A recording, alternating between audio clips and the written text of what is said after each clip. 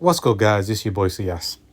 I'm going to take a look at the Brett and Ponke chart as requested within the VIP chat.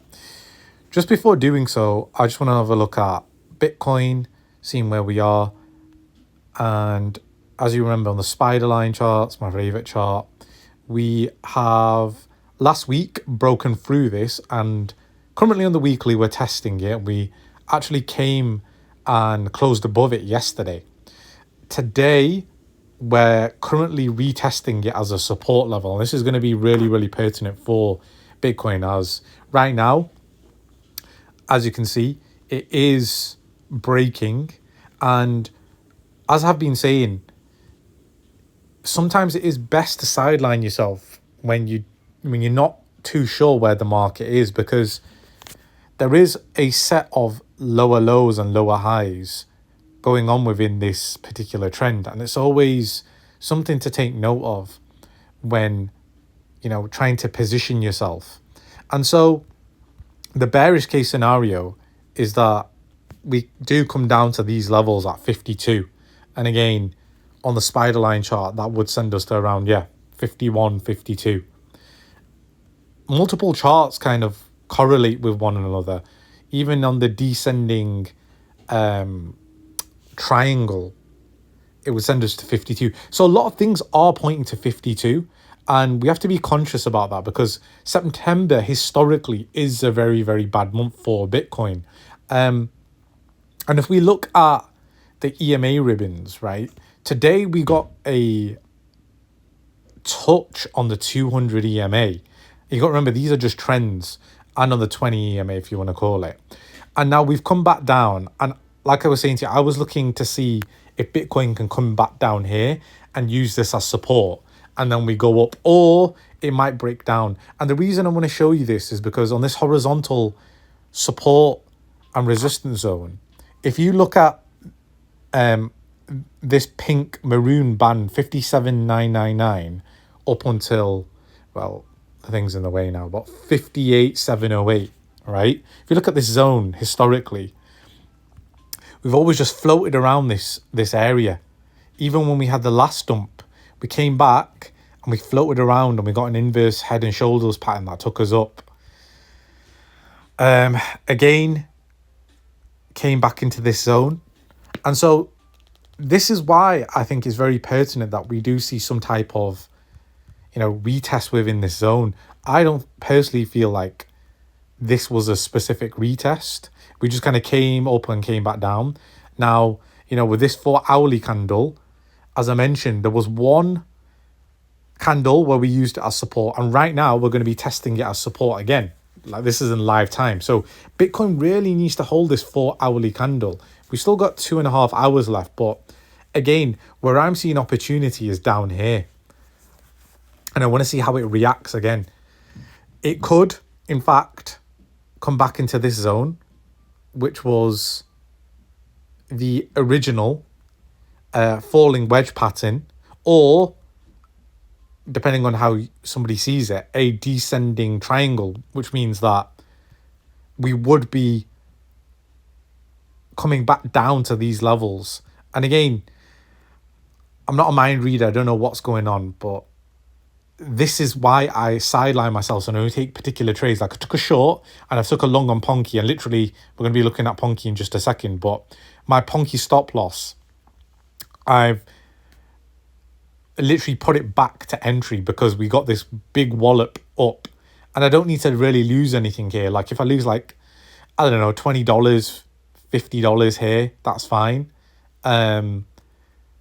Rather than, getting taken out. And even if it went to the 0.23, like, that's the region there that I'm kind of looking at, where I want to put the stop loss outside this main zone here, the 0.23683 region. Now, I've not updated my Ponke chart in many, many a times, right? But if we just go in a naked chart,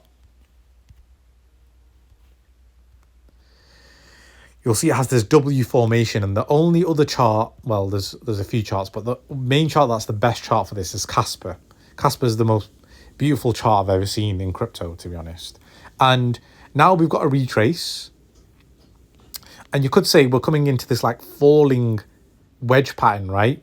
Which if I draw or bring back stuff, let's take away the symmetrical triangle, which was there, and let's take away that, and let's take away that. Now focus on this yellow diagonal line, right? This is the channel that Ponke is basically going through right now. So it's going through something like probably there. So that's the falling wedge pattern. And, you know, if Bitcoin does go to 52K, and this is why I'm a bit conservative about hit and miss zones at the moment, but I'd be looking for Ponke to come anywhere down here. And that seems crazy, right, to some people. Like, no way can it come down to 0.115 and not, you know. I get that. But also, if we look at the weekly, historically, we've not come down to retested this zone at 0.18, which is a massive support zone for Ponke. And don't get it twisted. Coins can retrace all the way back down to where the previous, you know, all-time high once upon a time was. You got to remember, we came all the way up and we never really came back and retested it, right? And that's why I always say to you, back test. And it kind of coincides, like I'm saying here, around this region. Now, I'm not saying that's going to happen for sure, but this is the channel we're moving down with Ponke. This is the channel. And yeah, most likely I'm going to get stopped out under around 0.25, which is fine.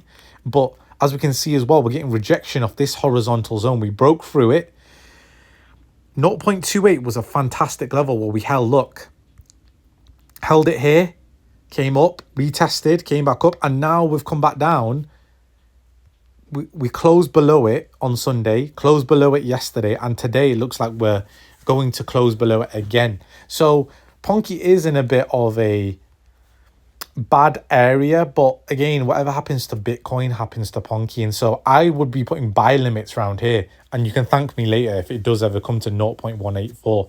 I'd be putting my stop losses all the way down to like 0.111, or if you're keeping an eye on Ponke, maybe wait for a big flash wick candle to just take everybody out. Again, I don't know for sure. 0.23, 0.2 is a fantastic entry, but if we came down here, that's probably one of the best entries on Ponke you'd ever see. Brett, as you know, I took that short because I saw a gap in the market. Now, I've not really played around with my Brett chart in a bit, but I'm actually going to go into my dummy Brett chart, which is around here. And as you can see, very similar patterns when I caught the Pico bottom, right? Got the Pico bottom there, and I caught the Pico bottom there. Because first we get the flash wick down, and then we come up, get a bit more of a retrace, scare the weak hands out, and then go. And so one could argue this, in a way, kind of mimics this bit where we've had the flash wick down, we've come all the way up, we've then come back down, and then we've come all the way back up, and then come back down. And one could argue, actually, this is an area where, you know, this is the bottom here, around 6.8, 6.7. You could very much argue that. But with this kind of falling wedge pattern, if Brett was to capitulate, I know this sounds crazy and a lot of people will go a bit nuts with me and probably disagree and say I'm all over the show, but we could see 500 million market cap for Brett as an entry. We could even see it come down to here to 430 million market cap. And again, it's all about testing the levels. A lot of people will go against the grain and say I'm chatting shit and blah, blah, blah. It is whatever, right? This is just my analysis. This is what I see in the market. And, you know, we could go all the way down to these levels and it could just shake out everyone completely. And then Brett can make its move. I'm not certain it will do that because if I go onto my main Brett chart, right? And I know this looks really messy, but if we focus on, I'm going to get rid of the maroons now because we finished with those. if we focus on this kind of, that's why I took the short. As you can see here, I took the short because there was a rising wedge. Now I can remove that. Rising wedge is playing out. So we're moving to the downside. So historically, we've got a super massive support trend line here. Historically, right? So we've got the initial wick, 1, and then 2. That's bounced off it. Then we've got the third wick that bounced off it. And then potentially, is this the fourth wick maybe? It coincides with this kind of 6-7, 6-8 region. And that could be the final bit of blood for Brett. Because remember, the weekly closes have always touched the 6-8. They always have touched the 6-8. And that's why I've put as my DCA position, as many of you know, the DCA position, if you're going for a long, would be 6-8. That has to be the region that we have to hit, even on a wick. I just see us hitting there. And in terms of, well, we've got this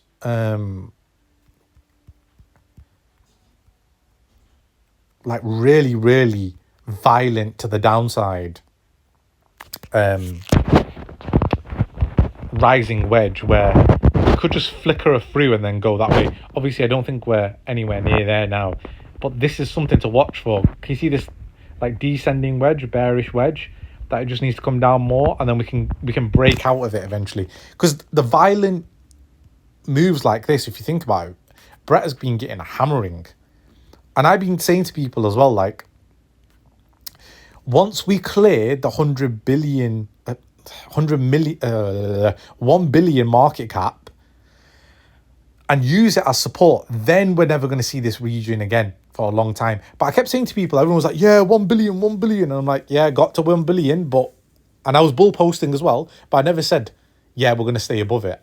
I said, once we get a test and retest it, we didn't even get a single close above it. Well, we did technically on a daily, but I mean weekly. We never got a proper close off it. And so where I'm seeing Brett going is definitely down to these levels, the 6,845. That's where I want to see it really retest. And if we bounce off it, fantastic. Otherwise, we are going for a very, very, very long trip down to that 5 region. I'm sorry to say, but I feel like we are going to go to the 4-5 region. That's just going to be pure blood if we do see that. But again, not a mind reader. This is just my analysis on Brett. And in terms of the dominance, you got to remember, we've not filled that wick. If you remember my last video, go and watch it. How I talked about these wicks, always getting a retest. And also, it kind of corroborates because, look, if we go and hit the 6.59% level and then have alt season will bring us down to like 2% to hit this trend line. And if you look at this yellow trend line, this diagonal one, I'll remove everything because it's quite easy to see. But if you look here, where that yellow trend line was like going as a diagonal, there's always a diagonal support. So in order for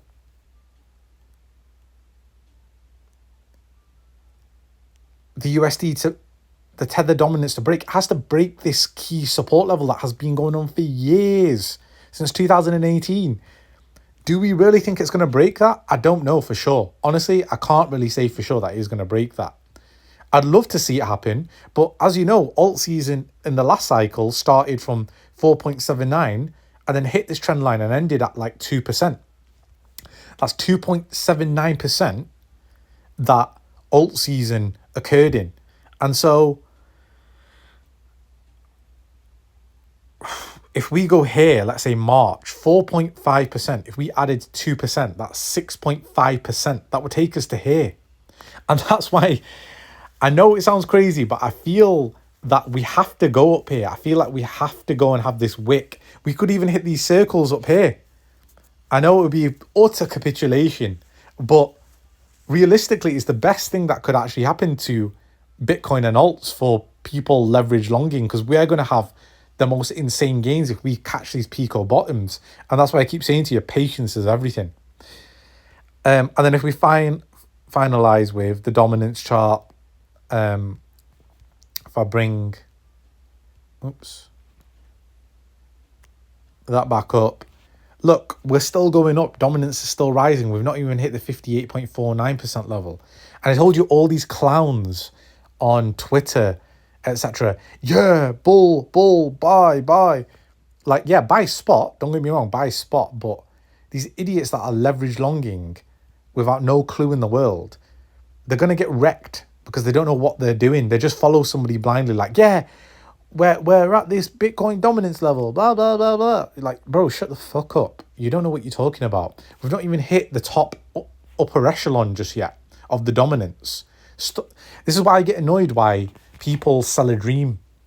We've got tens of thousands of followers, but they're literally fucking up, their fan base, their follower base. And yeah, as we can see now, Bitcoin, might as well just quickly swing back. So we've had a bit of a capitulation now. On the 4 hourly, let's see what's happened with the EMA. So now we're at the second band, and again, this looks like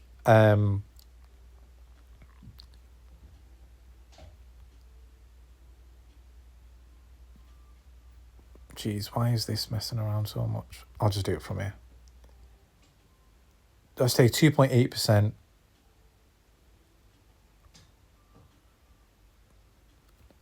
Would send us down to like 50, about 56%.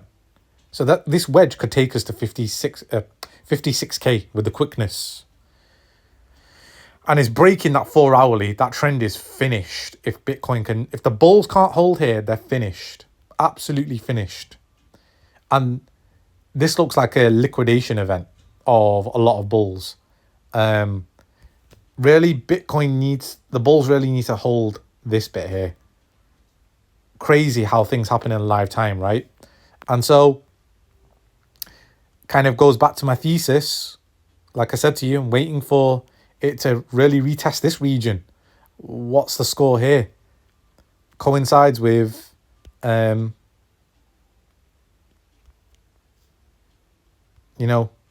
what I've put here. Will it go down here? We'll just have to wait and see. But yeah, that's the Brett and Ponke analysis, a bit of Bitcoin and a bit of Tether. Okay, guys, catch you in the next.